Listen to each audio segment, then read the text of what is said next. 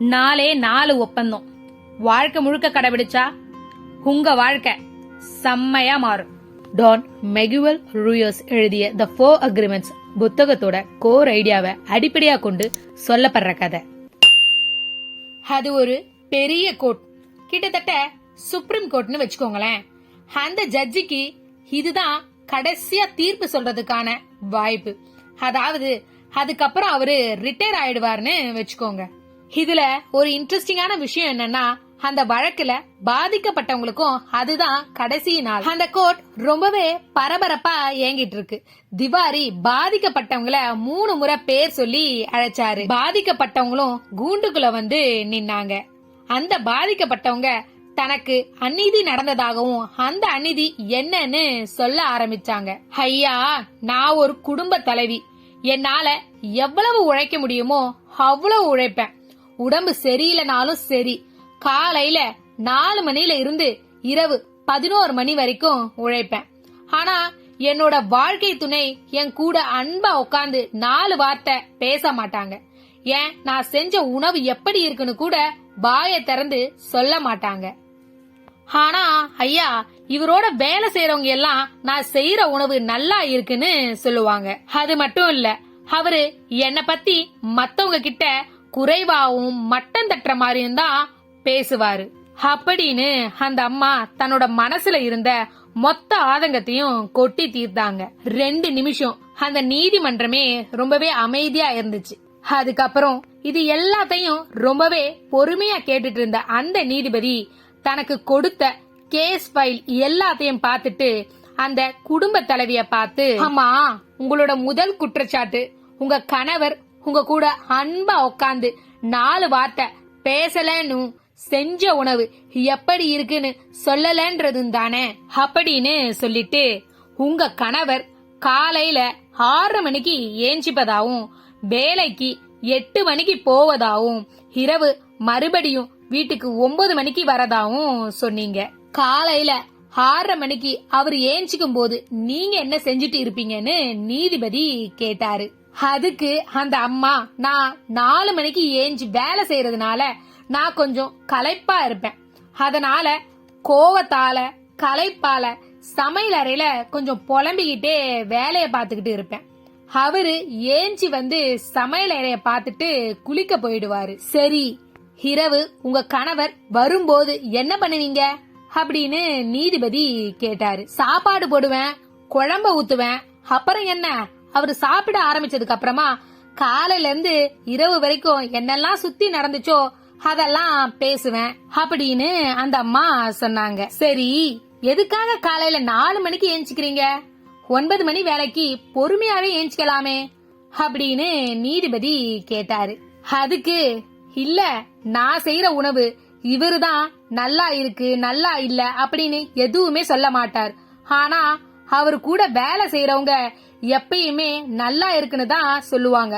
அதனால அதுக்காகவே காலையில 4 மணிக்கு ஏஞ்சிடுவேன். சரி, உங்க கணவர் உங்களை மத்தவங்க கிட்ட குறைவாகவும் மட்டம் தட்டுற மாதிரியும் பேசுறாருன்னு சொன்னீங்களே, அத நீங்க நேரடியா கேட்டிருக்கீங்களா இல்ல யார் மூலமாவது சொல்லி கேட்டீங்களா? ஐயா, அவரு ஒரு வாட்டி போன்ல பேசும்போது அவர் பேசுறத பார்த்தா என்னதான் குறை சொல்ற மாதிரியும் மட்டம் தட்டுற மாதிரியும் இருந்துச்சு. ஒருத்தர் பேசுறத வச்சே தெரியாதா அவங்க யார பத்தி பேசுறாங்க, என்ன சொல்றாங்க, நல்லதா சொல்றாங்களா இல்ல கெட்டதா சொல்றாங்களான்னு தெரியாதான்னு சொன்னாங்க. உடனே அந்த நீதிபதி ஒரு பேப்பரையும் பேனாவும் எடுத்தாரு. ஏதோ எழுதினாரு. எழுதி முடிச்ச அடுத்த நிமிஷம், அம்மா, உங்ககிட்ட இருந்து எனக்கு 4 விதமான ஒப்பந்தம் இல்ல சம்மதம் வேணும். அப்போதான் என்னால இந்த வழக்குக்கு தீர்வு சொல்ல முடியும்னு சொன்னாரு. அதுல முதலாவது ஒப்பந்தம் வார்த்தைகளின் ஒப்பந்தம். ஆமா, உங்க வார்த்தை குற்றமற்றதாகவும் பாவமற்றதாகவும் இருக்கட்டும்.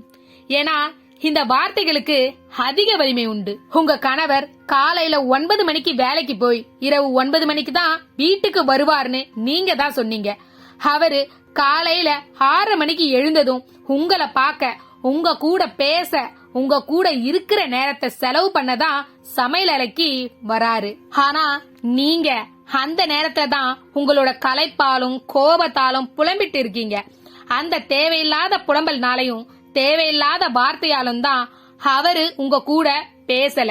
அதேதான் இரவும் சாப்பிட ஆரம்பிக்கும் போது நல்ல வார்த்தைகளை பேசாம, மகிழ்ச்சி தரக்கூடிய வார்த்தைகளை பேசாம, வெறும் குறைகளை மட்டும் பேசுறதுதான் உங்க பிரச்சனைக்கான காரணம். புலம்பிட்டும் நம்மளே குறை சொல்லிட்டும் பிறரையும் குறை சொல்லிட்டும் இருத்தல் தான் மிக பெரிய குற்றம்.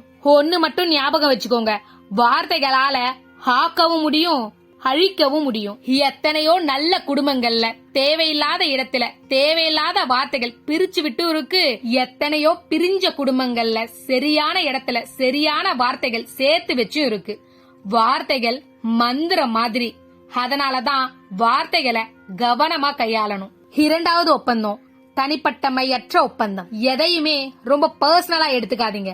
அது உங்க மேல இருக்கிற பாசத்தால வெளிப்படுத்துற வார்த்தையா இருந்தாலும் சரி, உங்க மேல இருக்கிற வெறுப்பால வெளிப்படுத்துற வார்த்தையா இருந்தாலும் சரி, இரண்டுமே ரொம்ப பர்சனலா எடுத்துக்காதீங்க. அதுக்கு காரணம், இந்த மாதிரி பர்சனலா எடுக்கும் போது அடுத்தவங்களை இம்ப்ரெஸ் பண்றதுக்காகவும், நம்ம அப்படி செய்யலனா அடுத்தவங்க என்ன செய்வாங்கன்றதுக்காகவும் நம்ம நேரத்தை தேவையில்லாம செலவு பண்றது மட்டும் இல்லாம தேவையில்லாத மன அழுத்தத்துக்கும் ஆளாகும். எப்படி நீங்க 4 மணிக்கு ஏஞ்சி பிறருக்காக பிறரோட பாராட்டுக்காக உங்களை கஷ்டப்படுத்திக்கிட்டீங்களோ, அப்படி உங்ககிட்ட இருக்கிற குறைகளையும் நிறைகளையும் தெரிஞ்சு வச்சுக்கிட்டு அதை இம்ப்ரூவ் பண்றதுல மட்டும்தான் போக்கஸ் பண்ணணுமே தவிர பிறரோட பாராட்டுக்கோ வெறுப்புக்கோ முக்கியத்துவம் கொடுத்தா அந்த பாராட்டோ வெறுப்போ உங்களை பலியாடாதான் ஆக்கும். மூன்றாவது ஒப்பந்தம், யூகங்களின் ஒப்பந்தம். யூகங்களுக்கு இடம் கொடுக்கவே கொடுக்காதீங்க. நிறைய பேர் ஏமாற்றப்படுறதுக்கும் நிறைய உறவு சிக்கல் ஆகிறதுக்கும்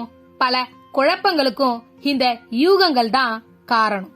யாராவது ஒருத்தர் பேசுற விதத்தை பார்த்து அவங்க ரொம்ப நல்லவங்க அப்படின்னும், யாராவது ஒருத்தர் செய்யற சிறு தவறால அவங்க தப்பானவங்க அப்படின்னு இந்த 2 வகையிலுமே அசம்ஷன் பண்ணிக்காதீங்க. நீங்க எப்படி உங்க கணவர் கூட வேலை செய்யறவங்க பேசுற விதத்தை பார்த்து நல்லவங்கன்னு நினைச்சீங்களோ, உங்க கணவர் உங்களை தான் விமர்சனம் இல்ல குறை சொல்றாருன்னு நினைச்சீங்களோ அப்படி.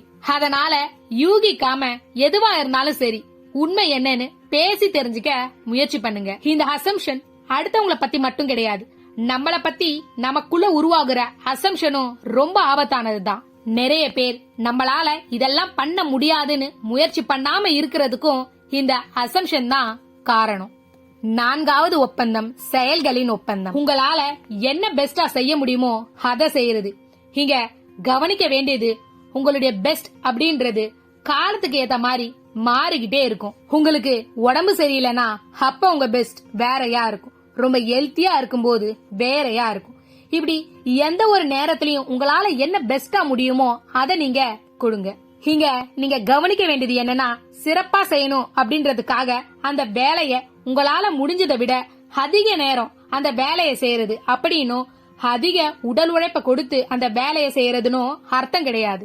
இத புரிஞ்சுக்க ஒரு துறவி கிட்ட அந்த துறவியோட சிஷ்யன், எனக்கு இந்த உலகத்தை புரிஞ்சுக்கணும், அப்படி இந்த உலகத்தை நான் புரிஞ்சுக்கணும்னா நான் எத்தனை வருஷம் தியானம் பண்ணணும், நான் ஒரு நாளைக்கு 4 மணி நேரம் தியானம் பண்றதுக்கு தயார்னு சொன்னாரு. அதுக்கு அந்த துறவி, நீ இந்த உலகத்தை புரிஞ்சுக்கணும்னா 10 வருஷம் தியானம் பண்ணா போதும்னு சொன்னார். உடனே சிஷ்யன், நான் 8 மணி நேரம் தியானம் பண்ணா எத்தனை வருஷம் ஆகும்னு கேட்டான். அதுக்கு அந்த துறவி, கண்டிப்பா இன்னும் 20 வருஷம் ஆகும் நீ இந்த உலகத்தை புரிஞ்சுக்கன்னு சொன்னாரு. மோர் effort is not mastery, right effort is mastery. அளவுக்கு மீறின முயற்சி சீக்கிரமே சோர்வை தந்துரும், சரியான முயற்சி சரியான வெற்றியை தரும். ஒண்ணு மட்டும் ஞாபகம் வச்சுக்கோங்க, உங்களால எந்த அளவுக்கு அதிகமான தரத்துக்கு ஒரு வேலையை செய்ய முடியுமோ அத அந்த அளவுக்கு செய்யறதுதான் பெஸ்டா செய்யறது, சிறப்பா செய்யறது. ஆமா, இந்த 4 ஒப்பந்தங்களையும் நீங்க கடைபிடிச்சா உங்களுடைய வாழ்க்கையில இருக்கிற பல குழப்பங்களும் தீரும், உறவுகள் மீது இருக்கும் பிரச்சனைகளும் தீரும் அப்படின்னு நீதிபதி சொன்னாரு. அந்த அம்மாக்கும் தான் எங்க தப்பு பண்ணோன்றதும் புரிஞ்சுச்சு. இந்த தவற நம்மள எத்தனை பேரு செஞ்சிட்டு இருக்கோம். வார்த்தைகளால பிறரையும் தன்னையும் காயப்படுத்துறது, யாராவது எதையாவது சொன்னா அதுக்கு அதிக சந்தோஷமும் அதிக வருத்தமும் படுறது, எது நடந்தாலும் இதுதான் நடந்து இருக்கும் அப்படின்னு நம்மளே அசியூம் பண்ணி நல்லத கெட்டதாவும் கெட்டத நல்லதாவும் நினைச்சு ஏமாறுறதும், நம்மளால முடிஞ்சதை விட அதிகமா பண்ணுறேன்னு தன்னையும் கஷ்டப்படுத்திக்கிட்டு இருக்கிறோம். இனி இந்த தவற எல்லாம் செய்யாம இருக்க இந்த 4 ஒப்பந்தமும் நமக்கு நாமே போட்டுப்போம். இந்த 4 ஒப்பந்தங்களையும் நம்ம கடைபிடிச்சா நம்ம வாழ்க்கையும் சந்தோஷமாவும் தைரியமாவும் சிறப்பாகவும் இருக்கும் அப்படின்னு சொல்லி இந்த கதைய முடிக்கிறேன். என்னோட முந்தைய வீடியோல லக்ஷ்மி பிரியா அவங்களோட வேல்யூபிள் சஜஷனை கொடுத்திருந்தாங்க. அந்த ஃபீட்பேக்கை அடிப்படையா வச்சு இந்த வீடியோல சில சேஞ்சஸ் பண்ணியிருக்கேன். Thank you Lakshmi Priya for your feedback. Viewers என்ன எக்ஸ்பெக்ட் பண்ணி வீடியோ பார்க்க வராங்கன்னு இப்ப இன்னும் கொஞ்சம் பெட்டரா புரிஞ்சிருக்கேன்னு நினைக்கிறேன். உங்களோட any suggestions or any feedback இருந்தா கமெண்ட்ல சொல்லுங்க. உங்களுக்கு இந்த வீடியோ பிடிச்சிருந்தா, உங்களோட கனெக்ட் பண்ற மாதிரி இருந்தா லைக் பண்ணுங்க. இது போன்ற கதைகள் கேட்க சேனலை சப்ஸ்கிரைப் பண்ணிக்கோங்க. இன்னொரு நாள் இன்னொரு சுவாரஸ்யமான கதையோடு சந்திப்போம்.